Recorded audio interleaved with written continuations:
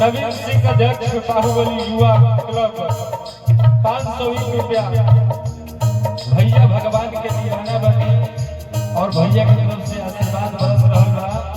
वो माई लक्ष्मी जी से प्रार्थना रही कि हमारे नवीन भैया पर आशीर्वाद बनौले रही, वहाँ के आशीर्वाद हमने को बनल